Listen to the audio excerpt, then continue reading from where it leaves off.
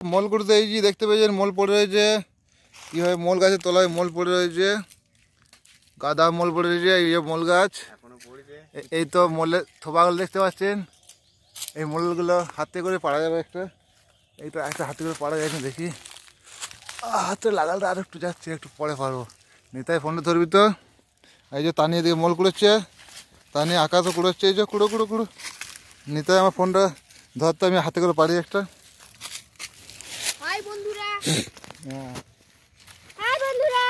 আসছি তো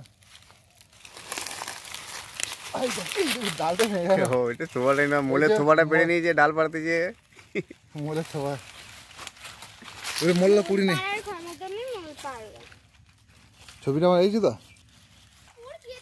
কত মল পড়েছে বাবা রে, প্রচুর মল পড়ে আছে। আর দেখতে পেয়েছেন এখানেও হাতে করে যে থোবা হাত দেওয়া যাচ্ছে।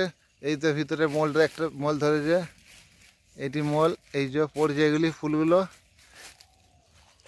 এই একটা থোবাতে ফুল রয়েছে। ক্যামেরাতে ঝাপসা হয়ে যাচ্ছে।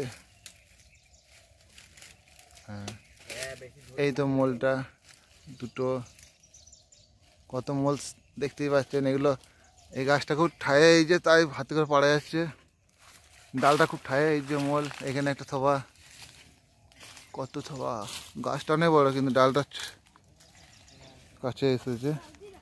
মলও চারদিকে প্রচুর পড়ে রয়েছে। আমার হাতটা কালি হয়ে গেছে।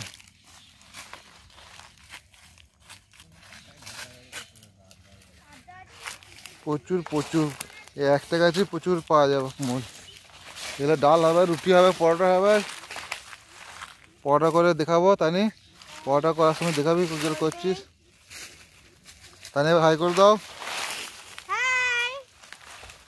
আকাশ কতগুলো পেয়েছিস?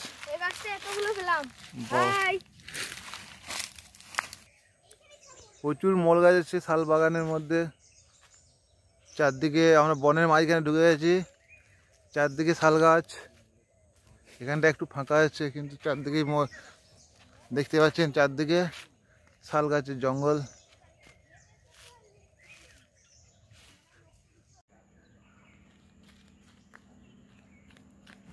বাড়ি যাওয়ার সময় আর একটা গাছে মূল করে হচ্ছে। বন্ধুরা, ভিডিওটা দেখার জন্য অনেক ধন্যবাদ। ভিডিওটাতে লাইকটা অবশ্যই করে দেবেন।